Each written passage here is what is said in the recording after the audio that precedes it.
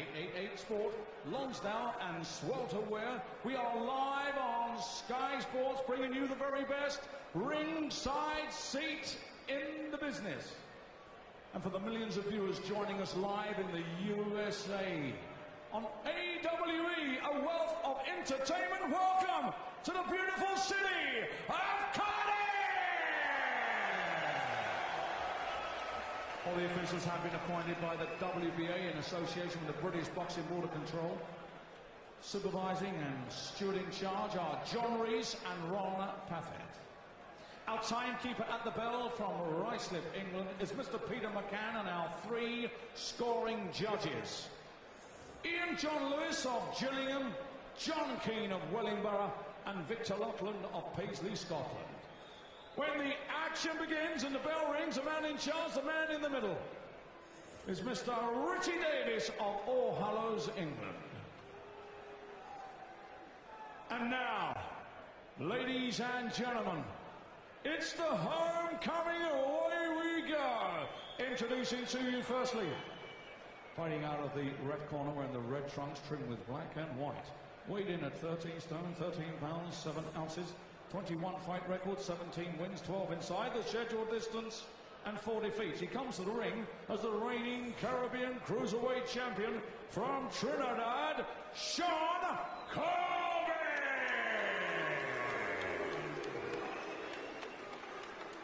And now, ladies and gentlemen, fighting out of the blue corner, wearing the blue trunks, weighing in at 14 stone, 2 pounds, 5 ounces. 27 fight record, 26 wins, 12 inside the scheduled distance, and just 1 defeat.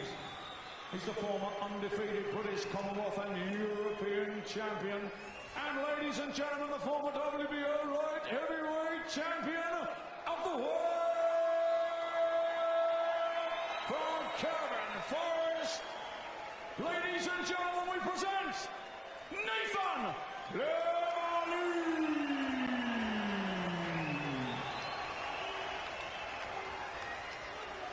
So it's time to get the action underway with 12 rounds of boxing for the vacant WBA Intercontinental Cruiserweight Championship.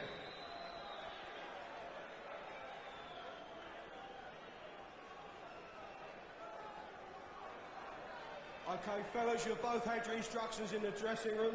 You know what I expect of you. Behave yourselves, do as you're told, and above all, defend yourselves at all times. God bless you both. Richie Davis, the man in the middle. 3 judges from the UK. So Shawn Corbin on his own in South Wales against Nathan Cleverly here, who is following the path already trodden once by Tony Bellew. And the long-term plan is very, very simple. Bellew and Cleverly, assuming Cleverly gets through here, will box again in July, and then if all goes well there, they will meet in an eliminator in Liverpool in November, potentially for the WBC title held by Krzysztof Wlodarczyk. But a few hurdles to be overcome before we get to November, including this one right here. Shawn Corbin, as I said earlier, Jim, has plans and an agenda of his own tonight. Yeah, and he does look in terrific shape, Corbin. He's experienced, he's awkward, he knows the tricks. And, I mean, sometimes in some of Cleverly's performances, he's a little bit too keen to be exciting and please the crowd. He becomes reckless, takes chances and takes punches that maybe he doesn't have to take. He can't afford to do that up at a division that's 25 pounds heavier than the one he was in.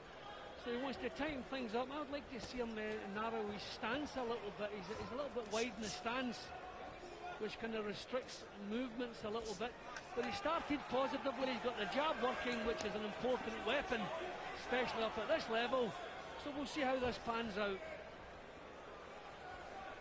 Well, he says the Kovalev demons have gone. He said it was a bad night, even when he was getting caught around the shoulders and on the upper arms. He said he could not believe how hard Kovalev punched. He said it was like being hit with sledgehammers. One mistake, and that was it. Well, that's something else he and Bellew have in common. They both got sledgehammered out of there because something similar happened to Tony in Canada. We were there.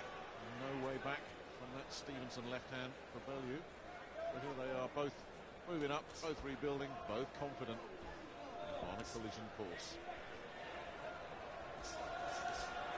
Nice work there from Cleverly, but Corbin looking to try and stay busy, but the body shot there again, Cleverly. Just pours out with that jab, Corbin, and then that was a real long, lazy right hand. It wasn't going anywhere. You know, it wouldn't surprise me if through his career Corbin has sparred with a lot of good fighters, top quality fighters. But you can see already he knows a few tricks, he knows how to spoil and nullify, and he's firing a nice little right hand counter once or twice there. There he goes trying the uppercut. So Cleverly just wants to keep things nice and tight and keep the concentration. Been a few body shots here in the last few seconds as well, Corbin. Cleverly on his case here. Just there's a decent left hand, bumping left hand. So Corbin took it well. Talk about sparring. Good body shot from Cleverly. Cleverly's mixed it up. He's been in with a couple of the big dogs at Adam Booth's gym, Mike Perez and Dillian White. Some sparring there just to get a feel of the bigger fellas. He mixed it up, brought Tobias Webb in for some speed as well, and he'll be happy with those first 3 minutes as a cruiser.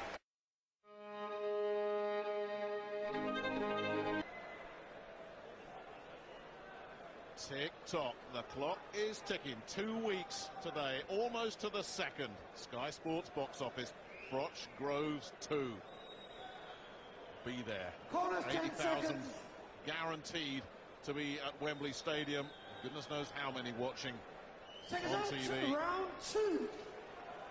The most talked about boxing event in Britain for years. It's come around quick, isn't it? Anyway, back to this one.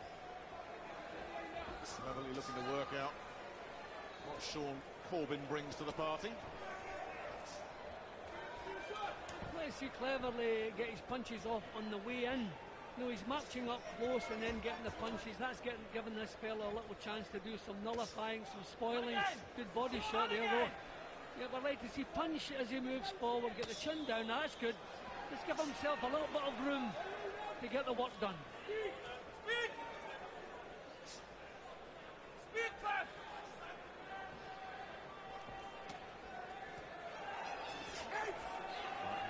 Through.